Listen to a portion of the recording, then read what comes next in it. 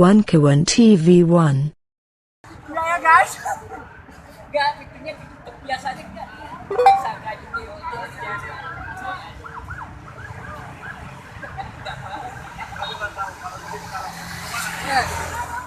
Yes.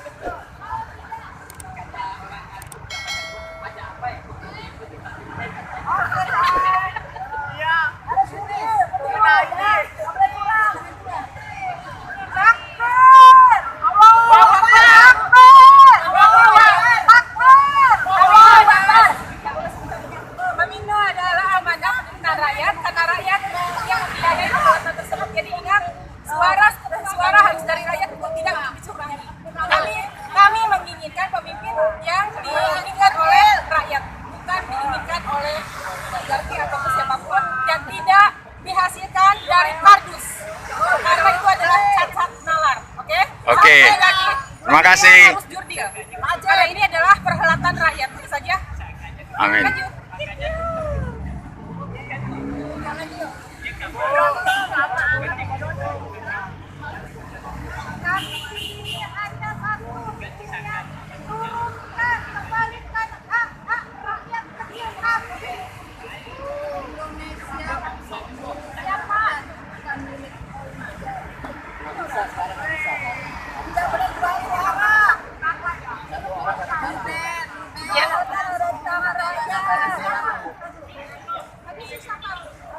Semoga semua apa yang kita cita-citakan terkabul.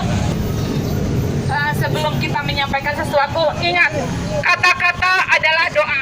Ketika kita berkata, berkatalah yang baik, karena itu adalah doa dari kita. Bismillahirrahmanirrahim, kita mulai menyampaikan aspirasi kita kepada mereka yang ada di dalam. Untuk mereka yang ada di dalam. Bismillahirrahmanirrahim, semoga semua apa yang kita cita-citakan terkabul. 6 Januari ya, mengawali tahun, ibu-ibu, mak-mak yang sangat keren ini ya, mak-mak dari ARM ini apa, laki-lakinya atau pahlawan-pahlawan lakinya cuma mendampingi sedikit ya, mengawali mendemo KPU. Kita tahu bahwa di penghujung tahun kemarin seorang pimpinan KPU yang kita berharap betul-betul paling tidak merupakan apa itu anak keturunan dari Hasyim Asy'ari. Ternyata Hasyim Asy'ari ini agak berbeda ini. Dia menjadi ketua KPU tetapi melakukan sesuatu yang dikhawatirkan kecurangan dan sampai akhirnya betul-betul diperlihatkan kepada Allah tentang karakter dia ini. Bukan saja rencana kecurangan tetapi akhlak yang sangat cabul. Nah, saya yakin ini ibu-ibu ini termasuk yang sudah tidak sabar ya, sehingga di awal tahun ini mengawali langsung mendemo KPU. Saya yakin gelombang demo KPU ini akan sangat besar sekali sampai kemudian presiden menggantinya. Menggantinya pun harus berdasarkan tentu musyawarah dengan masyarakat. Karena dianggap mereka ini kita harap sebagai gerbang untuk menegakkan keadilan ya. Menegakkan keadilan dan akhlak yang tinggi, tetapi saya yakin pasti rakyat semua akan menolak apabila ini dipaksa-paksakan. Tapi sebelum saya lebih jauh, saya mengejar ibu-ibu ini, sudah bubar dari KPU, saya kejar ketemu di Taman Kodok. Ya. Ini di Taman Kodok itu kodoknya banyak sekali ya. Tapi entah besar kodok yang di sini atau kodok yang di istana saya tidak tahu. Ini ada kodok di istana. Dan ini keren taman ini, bersebelahan dengan rumah kaca. Di Jakarta ini semua taman-taman jadi indah pada saat dijabat gubernur yang periode kemarin nih, yang sedang dijelek-jeleki sama gubernur yang tidak dipilih oleh rakyat. Nah, baik, mungkin dua orang saya wawancari, salah satu pimpinan-pimpinan dari emak-emak di ARM, ada Mbak Ida dan ada Mbak Menu. Beliau ini orang yang tidak pernah capek ya, sejak kemarin selalu demo menegakkan keadilan, yang menegakkan apa itu kebenaran. Nah, mungkin saya tanya ke Mbak Menu dulu. Tadi sudah berhasil ke KPU, apa kemudian diterima dengan orang KPU dalam? Kita tadi sudah ke KPU, kita aksi di KPU dengan membawa banner dan poster-poster ya. Tapi untuk kita masuk ke dalam, mereka menawarkan. Tetapi mereka bilang ini, kita memberikan syarat karena ini, kita mau ke dalam dengan rame-rame. Ya setidaknya 15 orang. Kita nggak mau hanya kalau dibatasi udah maju. kemudian oke, tapi orang dalam kembali lagi keluar, dia bilang boleh Bu, hanya 5 dan hanya diterima oleh humas. Nah, kita mama punya harga diri ya. Iya. Lah, setidaknya Padahal kita kepengennya harus ada komisioner yang untuk memegang itu ya. Itu dari sekelas dirjen lah ya. Jadi akhirnya kita putuskan untuk Tunda. Tunda. Iya, tunda. Tapi paling tidak masyarakat sudah tahu ini sudah mulai ada yang demo-demo. Betul, ya. Jangan dikira ini nanti tidak akan mendapat Oh iya, tantangan. benar. Betul, Jadi betul. Bu Ida, rencananya kalau misalnya sampai ketemu gitu ya, apa yang ingin disampaikan? Saya ingin menyampaikan ini kan ada dua yang saya fokuskan itu ada dua. Yang satu tentang moralitas pribadi yang kemarin melakukan kegiatan perbuatan asusila, yang notabene itu ada yang beliau itu adalah bagian dari KPU, yang satu sebagai ketua KPU, yang satu lagi calon ketua partai. Artinya ini ada seorang laki-laki, seorang ayah, seorang wanita, dan seorang ibu asusila. Kenapa mereka melakukan itu? Apa tidak berpikir beribu-ribu kali? Di depan mereka ada anak, ada suami, ada istri, dan ada banyak lagi warga yang sama-sama wanita dan laki-laki. Dan kayak gitu, dia agamanya apa? Islam, Muslim, atau lain? Di dalam agama kita itu tidak dibenarkan, apalagi memblow up di media. Artinya itu sudah mencoreng satu agama, satu pribadi individu, menyebarkan ketidakbaikan di antara anak-anak. Apa yang bisa disampaikan oleh anak-anak mereka ketika tahu seorang ibu melakukan seperti itu? Apa tidak hancur anak itu batinnya? Mereka tahu ini ayah saya. Apa tidak sakit juga anaknya seperti itu? Itu untuk sisi luar. Nanti sekarang sisi untuk kita lihat dari KPU-nya. Ini adalah pencorengan nambah baik terhadap lembaga KPU yang notabene itulah KPU itu adalah lembaga independen negara yang harusnya bersih. Kenapa harus bersih? Karena disitulah yang akan menelurkan bibit-bibit Jadi pimpinan. apa tujuan ke KPU itu ingin meminta dia mundur atau ini memberikan dipecat. kesan kepada presiden bahwa dia harus dipecat? Pecat. Kami minta ketua KPU dipecat. Bersihkan lembaga KPU dari oknum-oknum yang amoral. Terus yang ketiga harus independen karena jangan ada intervensi apapun dari lembaga manapun, dari kelompok manapun, karena KPU adalah milik rakyat. Jadi saya tanyakan kepada para pakar, siapa yang menunjuk ketua KPU? Katanya itu memang adalah wewenang dari negara, artinya presiden dalam hal ini. Tetapi jelas apa yang telah ditunjukkan atau disuguhkan presiden kepada kita tentang ketua KPU ini ternyata tidak memenuhi sangat tidak layak ya, baik secara akhlak ataupun keadilan dan dugaan ada korupsi. Karena siapa tadi yang diperkosa di pengakuan itu? Dia mengatakan bahwa ketua KPU memaparkan bahwa dia diprogram untuk memenangkan capres cawapres si Erick Thohir dan Ganjar. Itu yang sudah terucapkan walaupun kemudian diralat. Nah, atas dasar kualitas ketua KPU seperti itu, lantas kita mengusulkan ketua yang seperti apa, Bu Nur?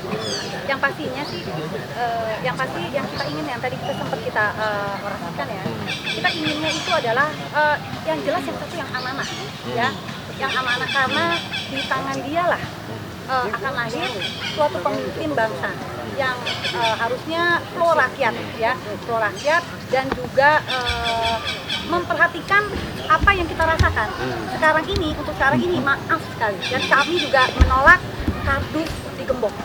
Karena kualitas dari kardus digembok itu adalah menghasilkan presiden kardus, ya, yang pastinya tidak akan amanah. Jadi tadi ada usul kalau KPU itu mendingan digantikan oleh mama aja. Karena gini, kalau saya lihat itu untuk sekarang ini yang penting itu adalah orang yang amanah, bukan yang pintar. Kalau yang pintar tapi tidak amanah, itu hanya percuma. Itu kita melihat dari sisi makna, ya, gitu. Karena kita berpikir itu kan untuk cucu kita, ya, anak cucu kita, untuk masa depan bangsa kita juga. Jadi jelas sudah ada kecurigaan rencana penipuan dan kecurangan mereka Ya, udah. dimulai dari Udah pasti pengumpulan kotak suara itu menggunakan kardus gitu ya, ada penipuan. Tetapi tentu kan tidak bisa berjuang sendiri. Apa itu ANM kan kemudian mengajak, walaupun kita tahu banyak profesor akademis sudah menyatakan tidak kepercayaan terhadap itu. Bagaimana untuk menularkan supaya nanti gelombang protes ini menjadi besar? Apa upaya dari ANM? Boleh saya buka? Iya, silakan. Satu yang saya sikapi dari setahun yang lalu ketika pergerakan itu vakum, spek tidak ada pergerakan sama sekali, tidak panas gitu ya. Makanya saya gini, ayo, karena sekarang di dalam pergerakan kenapa sih kita bergerak itu ke lapangan, kok ada di sini, ini sedikit kan gitu. Harusnya kita ini bersatu, coba dari setahun yang lalu kita sikapi semuanya hanya sedikit-sedikit. Karena itu saya ada tim, kita mempunyai program Tabayun Nasional. Harus seperti apa? Ketika di dalam pergerakan ada fitnah, ada isu-isu dan apa-apa yang jelas itu digelontorkan oleh buzzer, tolong dong jangan percaya. Budaya tabayun harus dilakukan. Ketika kita mendengar yang tidak baik terhadap dengan teman kita, tanya, benar atau tidak? Dengan seperti itu akan terbangun persatuan, chemistry akan didapat, hati akan didapat. Tapi dari beberapa langkah harus ikhlas, harus tulus, harus mau merendahkan hati, harus mau menerima yang salah walaupun itu salah, kita rangkul tanpa syarat. Kalau ada syarat itu sudah habis. Iya. Jadi tabayun itu kan maksudnya kan harus cross check ya. Betul. Berarti harus melalui pengadilan. Kalau dia dituntut melalui pengadilan kan dia otomatis memang dia harus mundur dan tanpa syarat dia keluar dari KPU ya. Maaf, saya tanya sama Om ini tentang pergerakan apa tentang dengan KPU? Ini KPU dulu, nanti pergerakan nanti. Oke. Kalau dengan KPU, kalau kemarin itu saya boleh contohkan dengan beberapa tahun yang lalu, Mas, nggak apa-apa kan? Saya sebutkan ketika Ibu Ratna Sarumpait melakukan kebohongan, hoax, itu namanya aparat gercep menangkap beliau, mempidanakan beliau, dan sampai beberapa tahun di penjara, betul? Nah, ketika Ketua KPU Hasyim Asyari dan si perempuan itu melakukan sesuatu, terus dipaparkan, satu kali dipaparkan, lalu ada cross check, ada klarifikasi kalau itu tidak benar, artinya melakukan apa dong? Kebohongan. Kenapa sampai sekarang masih didiamkan? Logika sehatnya di mana? Cacat nalar. Ya, artinya memang kalau kejahatan itu memimpin kebenaran, ini karena orang-orang yang benar, orang yang baik ini dia tidak mau berjuang, sehingga kalau tidak mau berjuang, orang kejahatan ini yang memimpin. Jadi ini harus merupakan kesadaran bersama, termasuk terhadap masalah KPU ini. Ini kan urusan pemilu. Semestinya yang mempunyai kesadaran itu kan partai-partai, benar nggak? Betul. Jadi bagaimana Mbak Nur untuk meneriakkan kepada partai yang harus, jangan-jangan partai ini sudah kebeli semua kan, menurut Pak Bamsud ya, Ketua DPR, bahwa partai-partai ini kan sudah dibeli 1 triliun satu partai gitu ya. Apakah mereka kemudian tidak berani meneriakkan ini? Apakah sudah terima diatur begitu saja? Pokoknya nanti kamu dapat ini, dapat itu. Mungkin kedugaannya seperti itu. Kalau saya pribadi, saya tuh memang tidak percaya kepada yang namanya partai, kepada yang namanya sistem yang sekarang itu aku sudah tidak percaya. Jadi berarti kalau saya berpikir itu adalah kita ini harus mengedukasikan rakyat. Jadi harus kita bangun kesadaran kalau daulat itu ada di tangan kita. Gitu. Jadi ayo kita kita bersama apa yang kita nggak. Sekarang ini kan tadi Om Yun bilang kejahatan memimpin kebenaran ya. Dimana kebenaran kita benar tapi kita takut untuk kita bersuara ya. Nah, kenapa harus takut? Kalau kita memang memegang suatu kebenaran, harusnya kejahatan itulah yang harusnya takut kepada kebenaran. Jadi kalau untuk saya, kedepannya itu saya ingin membangun edukasi kepada masyarakat, membangun kepada rakyat, teman-teman kita, untuk mengajak orang yang belum turun, ya, untuk ayo sama-sama kita berjuang. Gitu. Itu kalau begitu. Kami menghargai sekali atas perjuangan sore hari ini ke KPU. Tetapi saya ingin menanyakan juga, sebenarnya kita bersusah payah dan bersemangat untuk menggugat supaya mempunyai pemimpin KPU karena dia yang akan melaksanakan dan melahirkan tentang apa itu pemimpin-pemimpin. Sebenarnya apa sih yang diharapkan itu? Gini Om, pemilihan umum, pemilu itu adalah potret amanah dari penderitaan rakyat. Kenapa disebut penderitaan rakyat? Karena dari rakyatlah yang membiayai proses pemilu. Jadi rakyat ingin kalau pemilu itu secara transparan, terus terbuka, adil, jujur, dan akan memunculkan pemimpin yang benar-benar layak gitu loh. Jadi tujuannya pokoknya Betul. harus mendapat pemimpin Pemimpin layak. Jadi kalau calon-calon presiden ada yang betul-betul fakta dia pernah melakukan korupsi Minggir. gitu, itu harus memang secara hukum seperti itu gitu. Iya. Tapi yang kita tahu ada Makanya beberapa harusnya seperti ini Pak ya.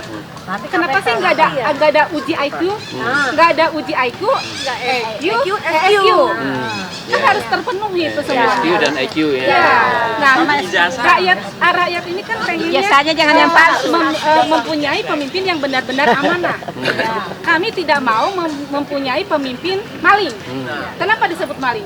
Ketika 2019 pemimpin didapatkan dari kardus yang digembok, artinya itu adalah perampokan terhadap suara rakyat. Kalau disebut perampokan mungkin terlalu kasar, oke lah maling. Di saat sudah menjabat, beliau disebut maling tidak mau. Dan beliau pun tidak mau bekerja dengan maling. Dan beliau pun tidak mau mempunyai istri, anak, menantu maling. Oleh karena itu coba berpikir ulang ketika mereka mau mencalonkan diri sebagai pejabat, apa legislatif atau pemimpin negara, presiden, mawas diri lah. Jadi kesemuanya ini apa yang kita perjuangkan tentu ingin menghasilkan kualitas pemimpin yang Betul, adil ya. dan IQ, EQ, dan ESQ harus memenuhi. mengapa kita berharap pemimpin itu mulu-mulu itu Bu?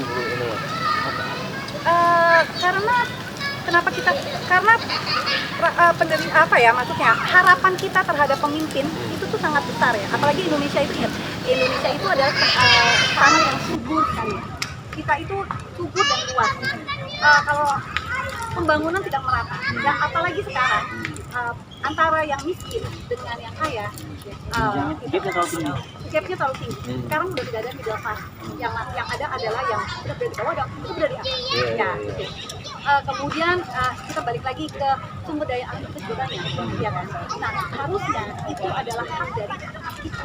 Ternyata nikel pun dikuasai China itu sudah 90%, nggak ada apa-apa.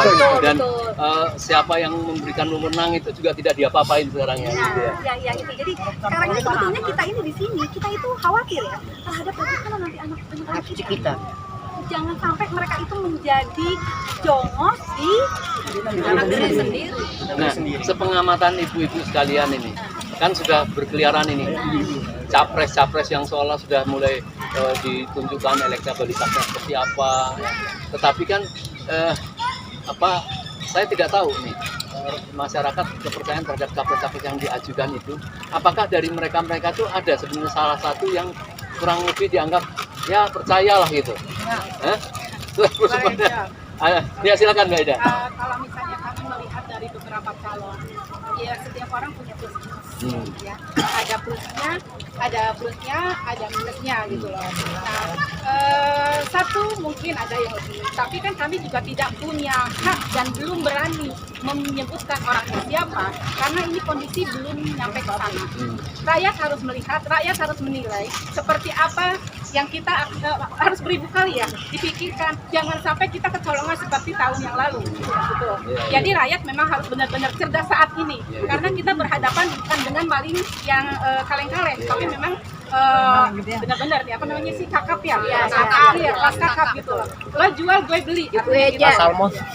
Tapi saya sarankan kepada ibu-ibu sekalian, karena fakta kalau yang kita harap itu adalah pilpres yang akan datang ini berjalan mulus, tidak boleh diundur, tidak boleh ada yang 3 kali. Dan artinya yang menjadi disuguhkan itu yang ada misalnya A, B, C, D, misalnya gitu ya. Nah, katakanlah yang A ini sudah mempunyai agak perbedaan dengan yang lain. Apakah berani kemudian menyebut atau berani mendalami betul keadaan capres-capres yang ini? Kalau untuk kami, ketika itu terlihat, ketika itu terjadi dan momen yang memang pas, kami akan lakukan, karena gimana pun setiap negara harus punya pemimpin. Setiap orang harus punya prinsip, setiap orang harus punya pilihan, dan pilihan itu adalah kehidupan masa depan gitu. Jadi memang kami harus lakukan itu, tapi mungkin tidak saat ini, mungkin beberapa hari yang akan datang, mungkin beberapa minggu yang akan datang. Lihat kondisi seperti apa, karena yang dipertaruhkan bukan kami, tapi untuk anak-anak kami, untuk bangsa kami. Artinya harus berani mencanangkan cita-cita. Nah, gitu. Presiden yang kami inginkan satu, tidak boleh menjadi boneka oligarki misalnya. Dia harus tidak boleh banyak berbohong misalnya. Tidak boleh berbohong. Tidak berijazah palsu. Jadi gitu. Mobil SMK juga sampai sekarang belum nongol. Harus disusun. Jangan sampai kita punya protes. Kita tidak cita-cita. Mobil SMK sampai sekarang belum nongol tuh mobil. Artinya memang kita punya prediksi, kita sudah memprediksi, kita punya sekolah, kita punya penilaian, sampai fair. Satu, misalnya karakternya seperti apa, akhlaknya seperti apa, kejujuran, yang intinya amanah, amanah dan mau pro rakyat dan mau memperjuangkan nasib rakyat, mau mensejahterakan rakyat. Ketika seorang presiden, seorang pemimpin tidak mau mensejahterakan rakyat, artinya gagal dalam mengelola bangsa. Lalu apa goalnya dengan ini? Goalnya kan nggak ada. Kalau sudah tidak bisa menghadapi gagal, ya sudah mundur gitu loh. Nggak usah memaksakan diri. Kalau tadi kita ngomongin mengenai demokrasi, pasti semua masih ada perutnya si godong. Tetapi kalau aku berpendapat ini, aku tidak mau 2019 itu terulang lagi. Selama sistem masih dipegang oleh mereka, apakah presiden pilihan kita itu akan benar menjadi presiden? Apalagi dari bocoran itu sudah ditetapkan presiden pilihan. Jadi sebetulnya kita harus mager. Itu ganti orang dan ganti sistem.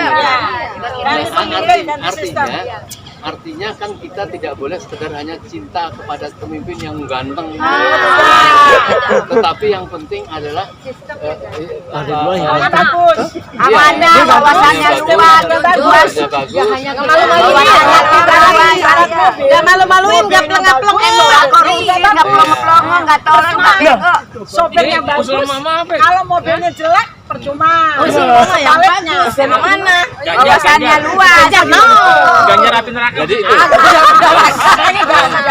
Pemirsa sekalian, jadi jelas tadi sudah disampaikan pada dua tokoh ini dari ASDM ini bahwa mereka bercita-cita Nganu, wong saya juga nggak tahu. siapa yang menjadi pimpinan KPU ini ingin memperoleh hasil presiden Apalagi si rambut yang putih. betul-betul Apa salahnya kalau mempunyai cita-cita yang tidak berbohong dan membawa keadilan bagi masyarakat, membawa keadilan sosial, ya. Tidak boleh keadaan tertimpang. Kita punya alam yang kaya, kata Bu tadi ya. Tetapi yang memiliki adalah hanya beberapa gelintir saja dan bahkan bukan orang Indonesia. Itu yang kita khawatirkan. Itu yang pertama. Yang kedua, penguasaan tanah juga seperti itu. Kita ini punya Indonesia karena punya tanah dan air. Kalau tanah sudah 70% dikuasai orang ini, kita nggak punya tanah apa yang kita dan ini kan yang tentu dituntut. Yang harus kita cita-citakan, harus kita waspadai bagaimana anak cucu kita ke depan itu. Ini sudah melampaui ya, kalau secara pelanggaran secara konstitusi, bukan yang sudah melampaui itu memang mestinya harus dicek ulang. Tetapi sekarang masalah melanggar konstitusi yang sekarang teranyar ini adalah masalah perpu yang dilanggar, dan ini sedang akan diadakan rembuk nasional. Bagaimana mensikapi presiden yang sudah melanggar perpu, melanggar konstitusional untuk bisa menegakkan keadilan dalam pilpres? Bagaimana kalau sudah seperti itu kan? Nah, jadi saya berharap pada ibu sekalian menjalin hubungan dengan kelompok-kelompok lain untuk betul-betul, karena kalau LIDI itu satu ya, kan untuk nakut-nakutin orangnya nggak takut, untuk membersihin juga nggak bisa bersih. Tapi kalau LIDI itu disatukan ya bisa untuk membersihin dan untuk nakut-nakutin anjing juga takut. Kalau kodok nggak tahu takut apa. Guguk ya, kodok weh, Ini luar biasa. Anjing. Saya Tuh, berharap cebong. ibu-ibu ini kan menghabiskan waktu, harus merupakan persetujuan dari keluarga, dari suami, karena supaya berkah ini merupakan suatu jihad. Jihad itu adalah amalan yang terbesar di dalam Islam. Jadi kita berangkat dengan bismillah, pulang sore itu insya Allah ya, dengan pahala, dengan ikhlas, dan kita akan dilindungi bahwa kita tidak ada tujuan kejahatan. Tujuan kita karena demi cinta kepada tanah air dan termasuk kepada penguasa. Kalau dia mau bertobat kepada kebaikan, ya tidak perlu dituntut-tuntut gitu ya. Iya betul. Jadi mungkin ada tambahan dari ibu-ibu? Ada? Ayo monggo. Ayo ibu-ibu. Monggo. Nama saya Leti. Alhamdulillah kami bisa berkumpul-kumpul dengan teman-teman di awal tahun ini. Kami tidak bicara banyak. Kami ke KPU memang kami ingin agar pemilu itu nanti jujur, adil, dan amanah. Nah, kita ingin presiden yang amanah, nasionalis, integritas, empati, smart. Wah, luar biasa.